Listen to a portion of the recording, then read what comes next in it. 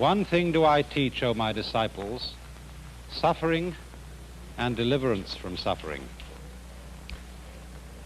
It was in this way that Gautama the Buddha, living in the 6th century BC, gave the gist of his whole teaching.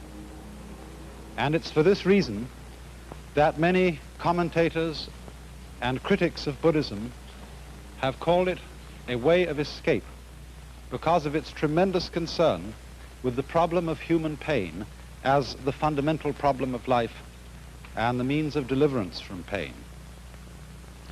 But I believe this is really a very mistaken criticism, because there is nothing that is so much the very essence of suffering as the fear of suffering itself. And if the doctrine of the Buddha were fundamentally based on an obsession to get rid of suffering, it would be a kind of self-contradictory vicious circle. This is very well illustrated by another of those stories which I tell from time to time, where a student came to his master with the question, "It is terribly hot, and how shall we escape the heat?" In other words, this was a symbolic question, asking about the whole problem of the heat of suffering. It is terribly hot, and how shall we escape the heat? And he answered, "Go right down to the bottom of the furnace."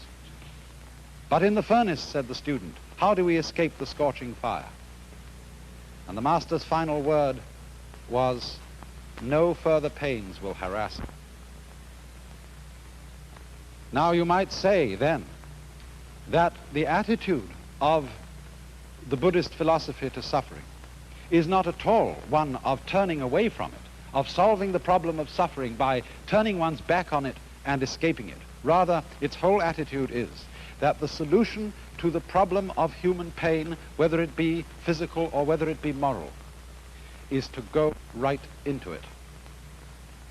Now, in the Buddha's doctrine, pain or suffering in its most general sense is designated by this word dukkha in Sanskrit. Dukkha is the opposite of sukha. And if you break the word down, du here means what is disagreeable, painful, bitter, and ka means condition. Su means what is sweet. So you might say this is bitterness in contrast with sweetness. And the first proposition of the Buddha's teaching, what is called the first of the Four Noble Truths, is the idea that life as we live it is fundamentally dukkha, fundamentally a kind of chronic frustration. And man's effort is always to get rid of this and go to that.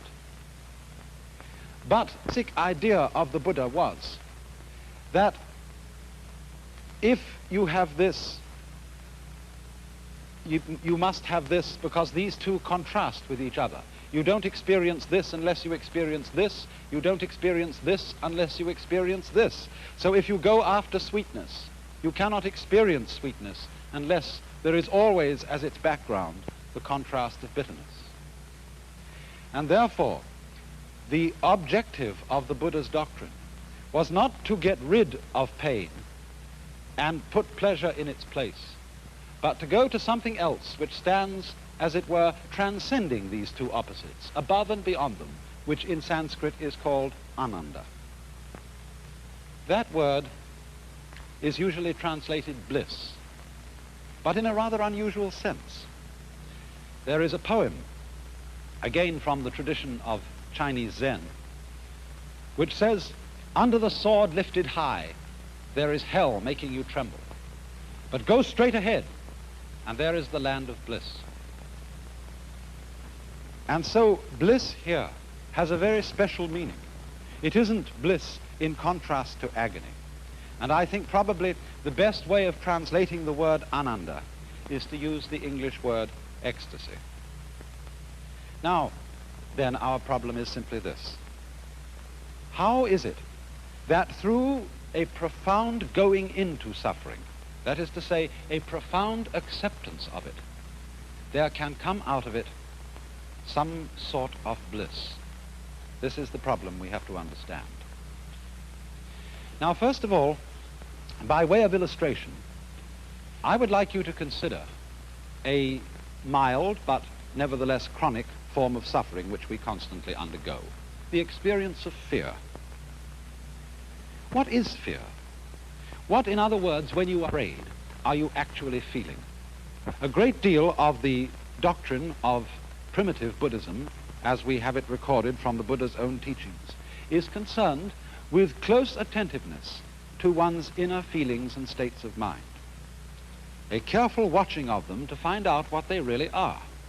And supposing then you're afraid, what happens to you? Many people, when asked this question, seem strangely unaware. Their thoughts are concentrated on the particular imagination of the feared event happening.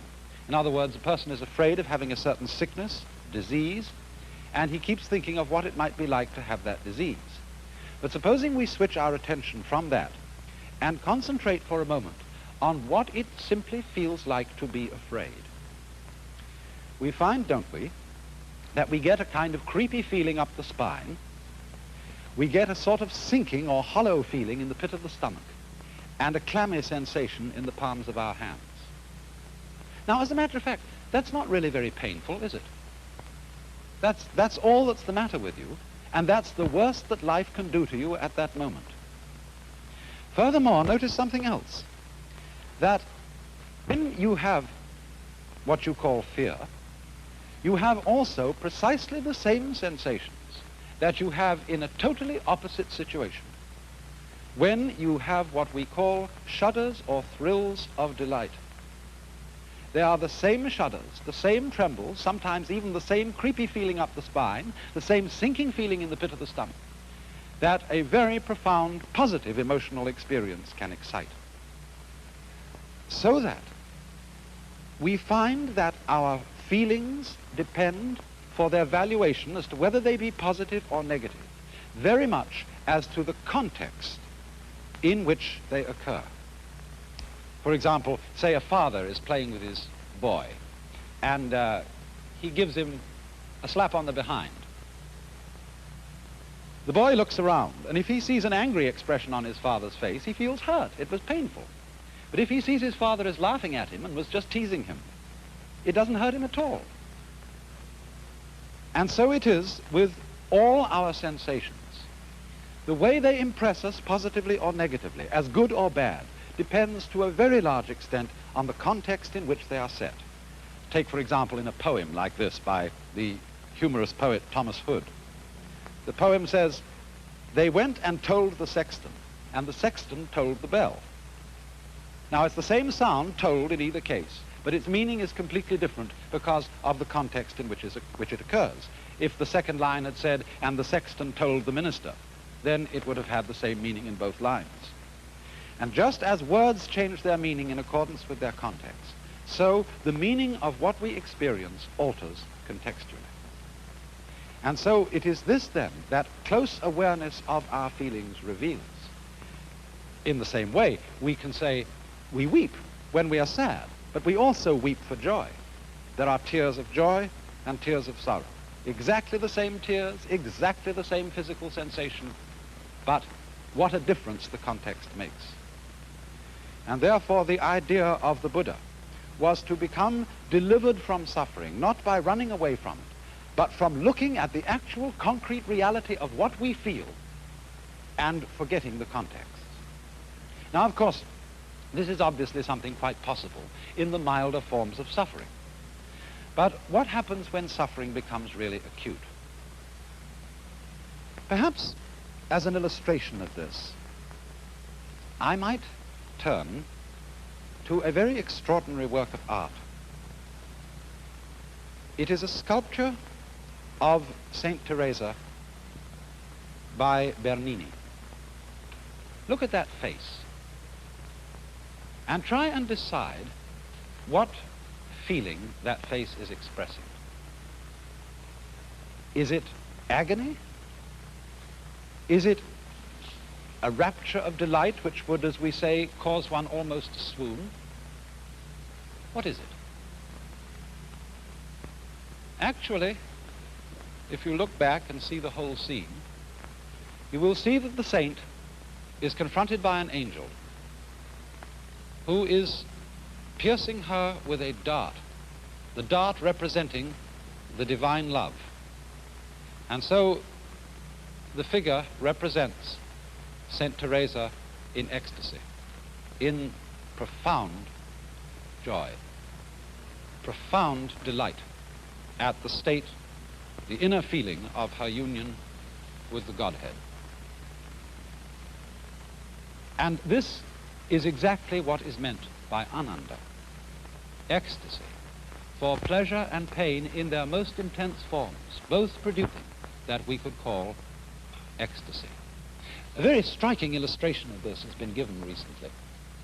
Some of you may have heard of the work of a British obstetrician by the name of Grantley Dick Reed, who has many students among obstetricians in this country. For as you know, the pains of childbirth can be some of the severest pains that a human being can undergo. And the point of Dr. Reed's work has been to show that if you change a woman's attitude to the experience of childbirth, if, in other words, you stop calling these feelings pains, and instead you call them tensions, and if before childbirth you train her to relax, to let go of herself, and as it were, cooperate with the tensions that she's experiencing, the whole character of childbirth can be changed. And many women who have undergone this pre-birth training say afterwards that what they might have expected to be an extremely unpleasant experience turned out to be a profoundly moving experience, even a joyous one. Now, of course, it's pretty clear that we can do something like that when the context of a painful experience is very positive, as it is with childbirth. After all, this is a creative event. But wouldn't it be a very different matter in the case of the pains of death? Would it be possible, for example, to look upon the pains of death as natural tensions and so have an entirely different attitude to them? I don't know why not. After all, we fear death, we have a negative attitude to death, largely because of social conditioning. It's what we've been taught. For example, just to give another illustration and then get back to the subject of death. The idea of being sick, I mean vomiting, is something which most of us regard as disgusting. But is it actually disgusting? Don't we revolt with the feeling of disgust from it? Because when we were little children and we were sick and we threw up, our mothers went, "Ugh," and we caught from them the emotional attitude toward that kind of experience, so that it reverberates and echoes with us ever afterwards. Well, it's rather the same with death, because death is, after all, beneficent. If we never died, not only would our world become hopelessly overpopulated, not only might we become utterly bored with century after century after century of experience without intermission, we might crave death after the first 500 years of life. And never to be able to have it would be like the torture of a chronic and fantastic insomnia. So if death is fundamentally merciful, if it is natural, if it is something that is just as much an integral part of being a human being as having a head or having hands, then would it not be possible to have a changed attitude to death in any community or society, so that in due course people could begin to look upon the pain attending death in the same way as they can be taught to look upon the pain attending birth? Now, there's another aspect of the problem, and that is that a great deal of our negative attitude to the experience of pain, and acute physical pain I'm speaking of now, is connected with a certain culturally conditioned unwillingness to react to pain in the natural way.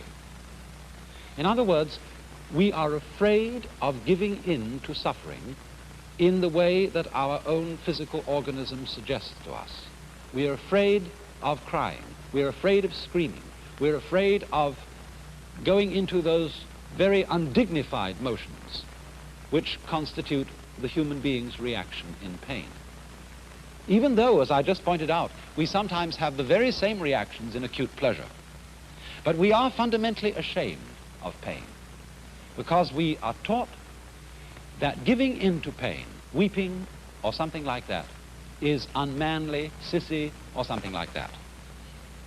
Now, it's a very dangerous doctrine that a human being should always be rigid in conditions of suffering. I often like to quote a passage from that Chinese philosopher, Lao Tzu, Lao-Tzu, which says, "Man at his birth is supple and tender. In death he is rigid and hard. Plants when they are young are pliant and soft, but when dead they are brittle and dry. Thus, tenderness and softness are the companions of life, but rigidity and hardness are the companions of death." In other words, there is strength in weakness. Consider a cat. When a cat drops off a tree, what does the cat do? Does it go rigid? Does it say, "I'm going to be a real tough guy and meet the ground without flinching"? Does the cat stick out its feet like this? No. Because if it did, when it hit the ground, it would be just a broken bag of bones. When the cat's in midair, it relaxes. It goes with it. It becomes weak. And so it hits the ground with a soft, heavy thud and is unharmed. Think also of water. Water was one of the basic symbols of Lao Tzu's philosophy, to be like water. Nothing in the world is softer and more yielding than water, and yet at the same time, nothing is like water for overcoming and wearing away things which are hard, like rocks. And thus, if you put a knife into water and you try to cut it, what happens? The water gives completely to the knife. The water closes up wherever the knife went. And although you strike at it as hard as you like, you can never create a wound. So it is, you see, because of its softness that the water triumphs over the hardness of the knife. So then it's the same with human beings. Unfortunately, we are so brought up to mistrust our natural feeling reactions to certain experiences. We are conditioned to believe that we will suffer less, that we will somehow triumph over pain if we hold our feelings rigid. But you know, our reactions to pain are in a way therapeutic. They're healing, just like fever. When we have poisons in our blood, the natural defense mechanisms of the body send up our temperature and in this way boil out the invading bugs. Now, it used to be thought that when people had fevers, this was the disease. The fever itself was the disease. And so once upon a time, doctors used to give medicine to take away the fever. But by taking away the fever, they very often killed the patient because they took away the defensive action of the body to drive out the disease. And so in just the same way, if one refuses to react in the way of nature to invasions of pain, so too one may shatter the body beyond what it can stand. It's the same thing, you know. No bridge will stand up unless it has give. If a steel suspension bridge is built so firmly that it doesn't sway in the wind, that bridge will come crashing down on the first gale. It's just because there's give in it that the bridge is strong. Take a great building like the Empire State. The Empire State also has a sway in it. And if it didn't have that sway, it would be a very insecure structure indeed. So then,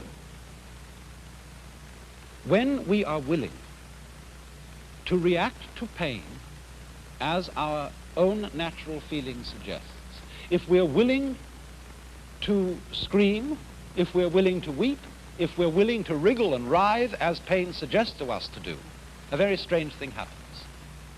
The very willingness to react in that way often makes it quite unnecessary to do so. Now, you may say I'm just talking big, and the only way I can prove what I say is the next time you have a toothache, the next time you have any serious pain, see what happens if you do this. If you, as it were, go along with the pain and don't try to fight it, yield, become weak, and you will discover the strength of weakness. So then you see, this is not really an escapist philosophy at all. It is most definitely a philosophy of keeping in mind the actual reality of the situation in which you find yourself. I don't know what could be more realistic than this, what could be more fundamentally facing the hard facts of life. One keeps his attention on the actual concrete fact that is happening as distinct from our socially conditioned and inculcated ideas and attitudes about it. And this is really facing reality 100%. And so, there come out of this two basic results.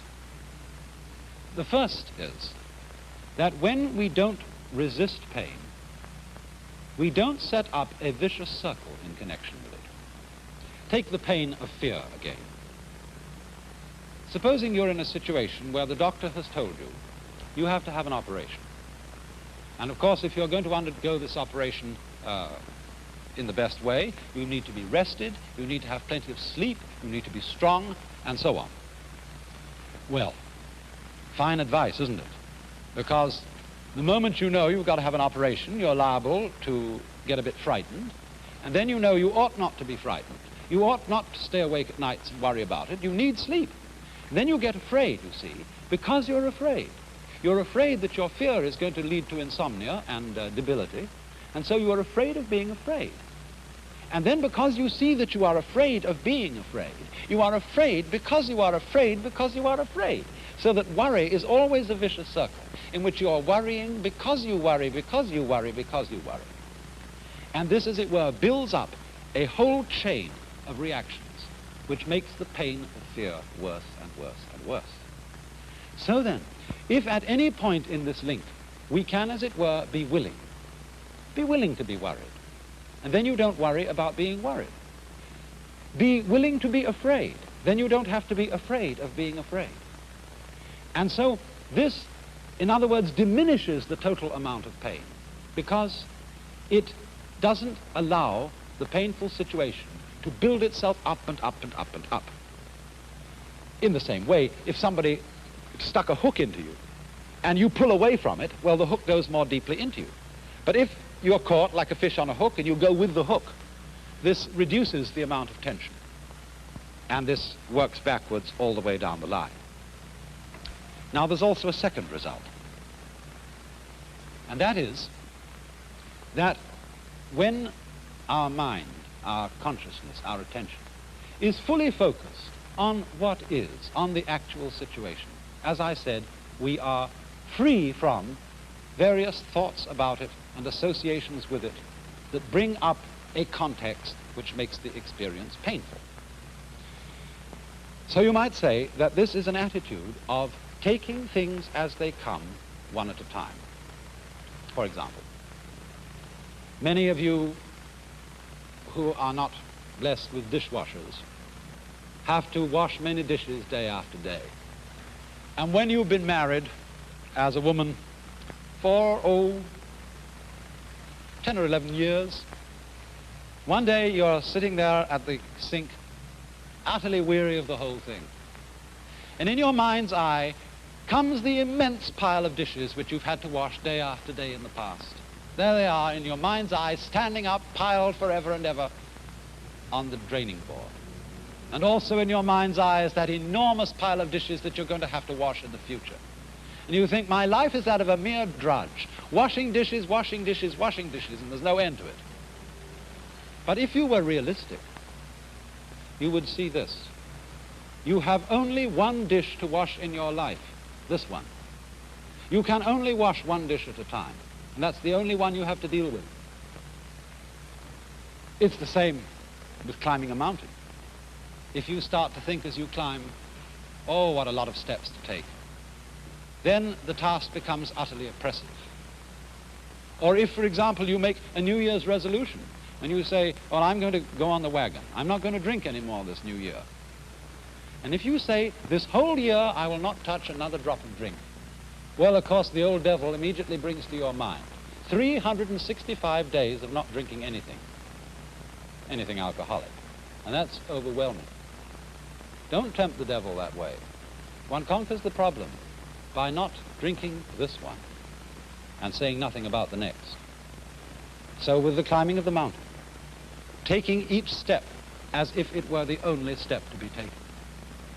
And so, in the situation then, where there is the experience of agony, whether it be physical or whether it be moral, the way out is, in a way, suffering that agony as if this were the only thing in the whole world to be done. By going right down to the bottom of the furnace, no further pains will harass you. It was also so, isn't it, in Dante's Divine Comedy, when Dante and Virgil find their way out of hell by going down to the very center of hell. I like to illustrate this with another of those Zen stories. There was a monk who got news that his mother had died and he was weeping. And another Buddhist monk said to him, you ought to be ashamed of yourself. You, a monk, still showing worldly attachments by weeping. He said, don't be silly. I'm weeping because I want to weep.